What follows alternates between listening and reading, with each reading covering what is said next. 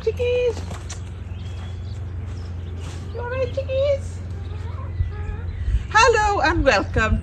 Today I'm going to talk about chitting your seeds. Do you chit your seeds or do you plant them straight into the compost? Let's go into my greenhouse and we'll have a chat about why I chit these seeds.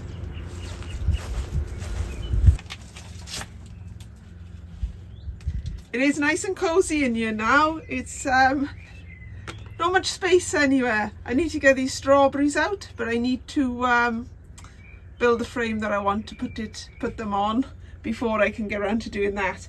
But we're not in here to talk about them, are we? We're in here to talk about chitting your seeds.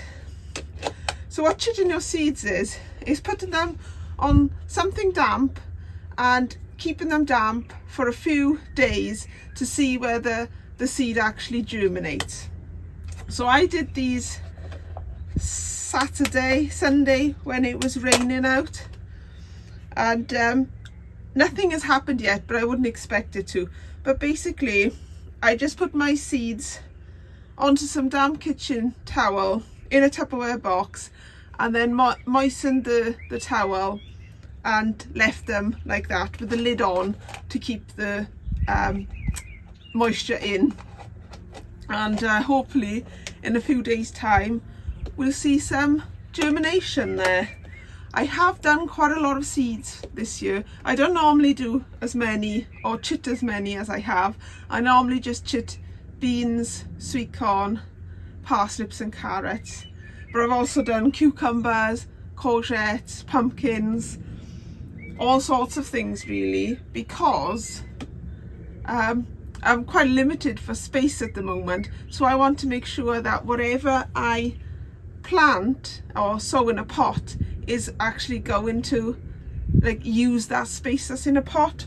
So for example, if I plant my beans and sweet corn into here, that is a really large size to keep going in your greenhouse. If, for example, you only have 2 seeds that germinate, then you've got all this big space wasted essentially. So I mean, you'll have more than 2 obviously, but if you have say half of this germinate and then half don't, you've got quite a lot of wasted space there. So I want to try and maximize the space that I'm using to bring seedlings on before I plant them out, which is why I chit my seeds. Another reason I chit my seeds is because I use old seed, and with carrots and parsnips particularly, a lot of people say don't use them the second year, but I do, which is why I chit them first, so that I can see whether the seed is viable, and then when the seed is viable I can plant them in their designated lines and I'll know that those seeds should come good, and I haven't wasted a load of time just broadcasting things that are not going to come up. I had another reason why I chit my seeds, and now I can't think what it. It's because I don't always have compost to hand. I don't keep compost. I only buy compost when I need it, and I do need to go to the garden centre to get some fresh compost. So that's one of the reasons why. It means that the seeds can get going, they can start their lives off whilst I fit in going to the garden centre around everything else in daily life. And in regards to the seed, each seed has enough nutrients and food in it that once it starts germinating, it should be self-sufficient for about 2 weeks after germination, and it's only then when it puts out its little tap root, as it were, that it takes in the nutrition from the compost. So you don't really need compost to chit your seeds. You just need water and light if it needs light, and the correct temperature. So that is why I chit my seeds. So please let me know in the comments below if you've chit your seeds, if you've never even heard of chitting seeds, or if you've tried it and you thought it was a total waste of time, because I can see that point as well, that people can see it as time consuming when you could just plant it straight into the compost. But like gardening, we're all different and we all like doing things a different way, don't we? So let's go around to the front garden because I've got a few jobs that I need to get done. So this is a job I normally do in February time with compost, but I never got around to doing it this February. So I'm just going to go around all my fruit bushes and just drop a little bit of chicken manure pellets around the bottom, just to give them a bit of extra oomph for their roots. So hopefully, well not hopefully, it is going to rain again this weekend, so the rain should wash that into the ground, and they should get it by the time they are producing their fruits. Well, some of them are already producing their fruits, but by the time they ripen.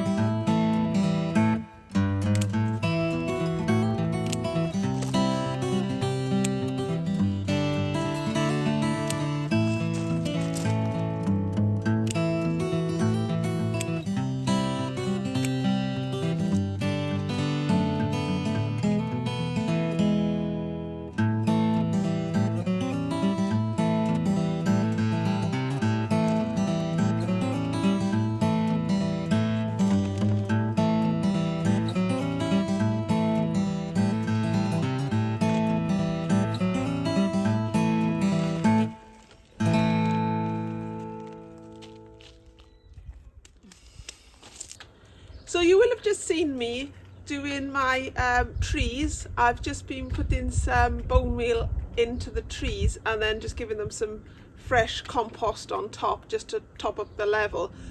And then in the end of May time, I'll put some bloodfish and bone in, and I'll just do that every month, as well as some liquid comfrey feed or nettle feed, whatever homemade feed I have to hand.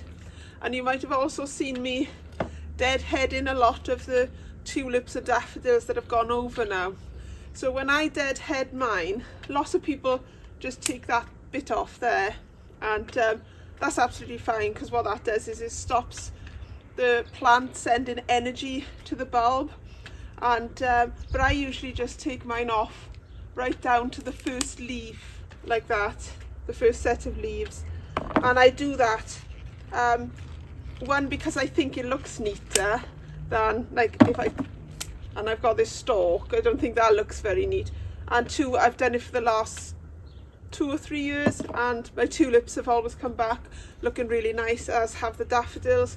So I don't think there's any harm in taking the stem out. To me, it means that the plant stops sending the energy up the stem and it concentrates all its energy into the leaves instead, which is kind of what you want, because then the leaves photosynthesize and they send the energy back down to the bulb, and the bulb can store that energy for next year. So it makes sense for me to do that. But if anybody knows that I'm definitely doing it wrong that way, please let me know in the comments below, and I'll just do the deadheading like everyone else does in future.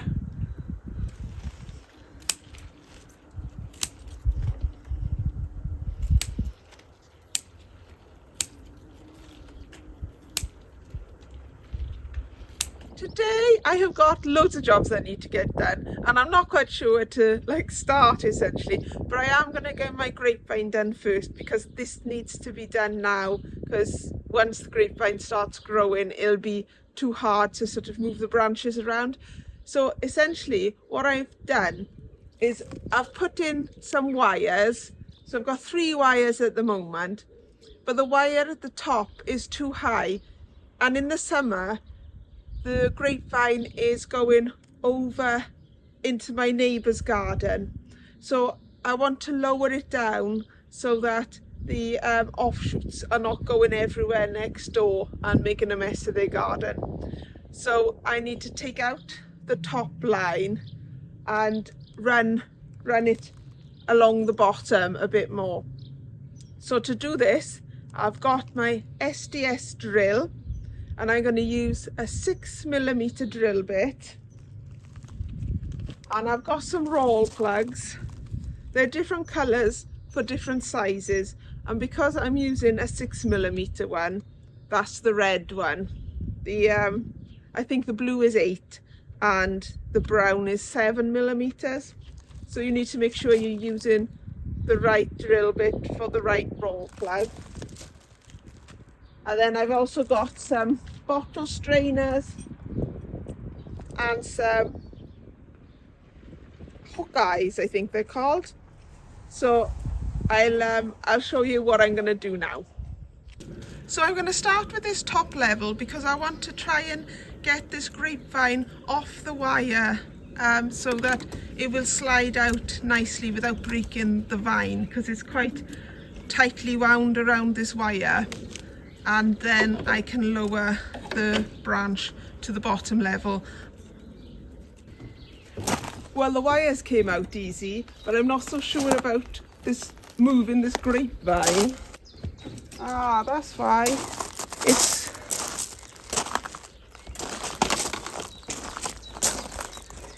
This grapevine is proving tricky, and it's because the things that come off the grapevine, the tendrils, have latched onto the other side.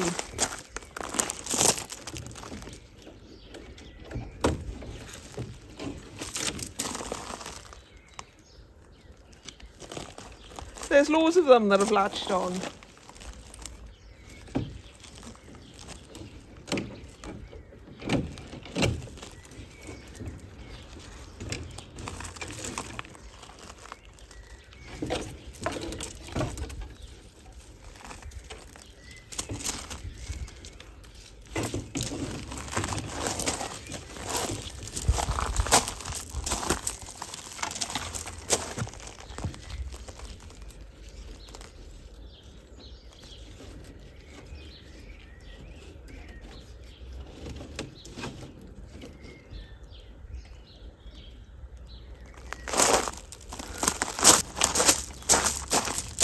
I'll just drill in this side now, and then I can run the vine that I just rescued along here and continue up that way.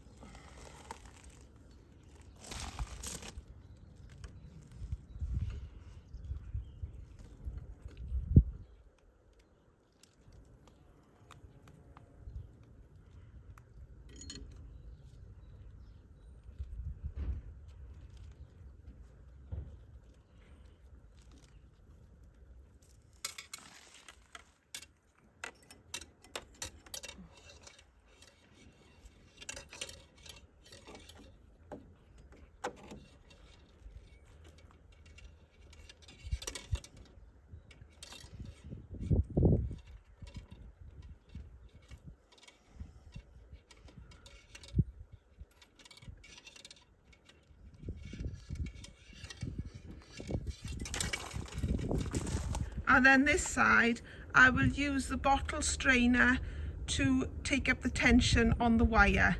So the idea is you can loosen off your strainer a little bit, and then once you've got your wire attached, you can tighten the wire around itself with this bottle strainer, and it will make it a lot more tense than if you just tightened either side back on itself, if that makes any sense at all. So I would recommend using a bottle strainer. Otherwise, after one season, your ropes begin to sag, and you don't want that really, because it just doesn't look very tidy. Okay, so now I can just take up the slack on the wire by turning this, and what happens is this one goes up but that one stays the same,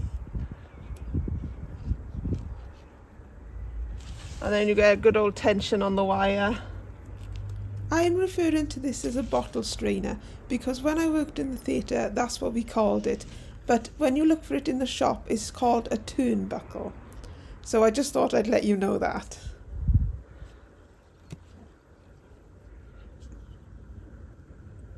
So that wire is nice and taut all the way along now.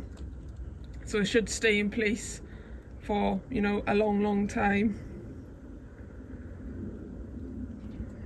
Right, let's crack on and do the other ones up there.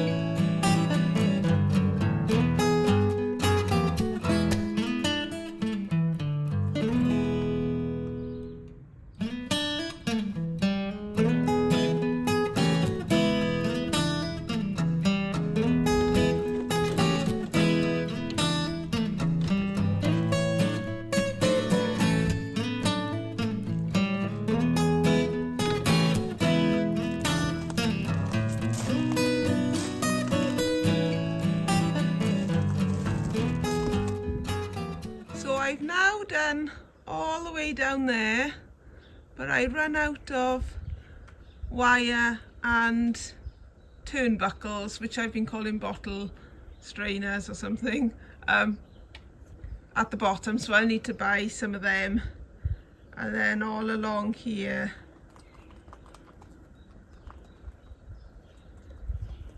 is all done, and I'm actually really pleased with how the grapevine is looking.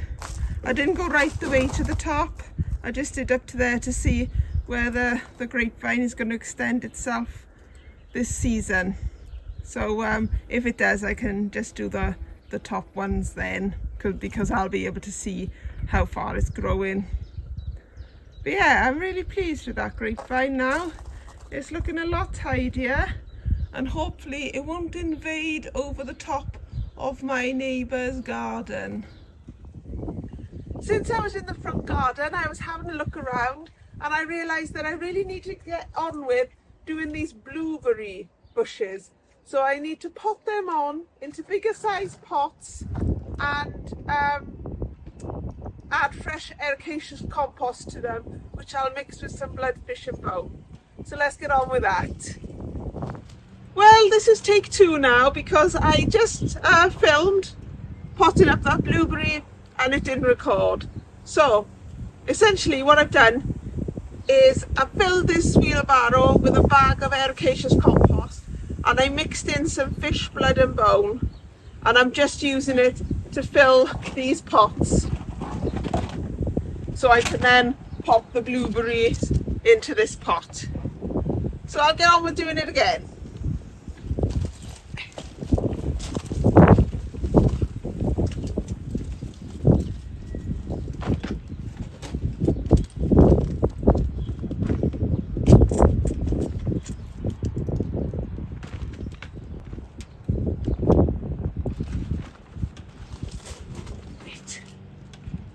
Just test the size to make sure I haven't put too much in, and that looks about right.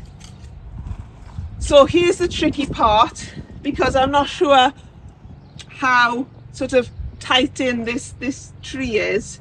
So I'm not sure how easy it will be to get the plant out of the pot. But if I push gently, it might ease the compost out. And then I can, is this gonna come? Yeah!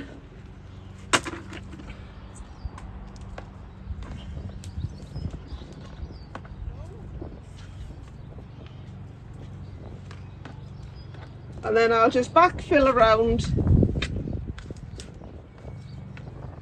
and hopefully this will settle nice into the new compost.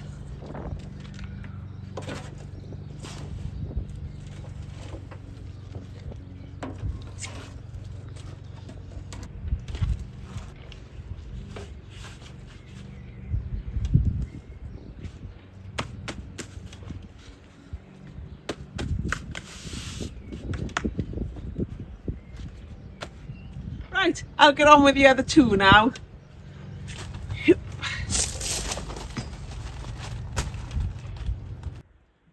they are in their new pots. I just need to water them in now, but I'm happy with how they're looking. Hopefully I haven't left it too late. I would have liked to have got it done earlier, but the weather just didn't allow. And then my raspberries up here, I've got a little compost left in the barrel, so I'm just going to use it to mulch these raspberries.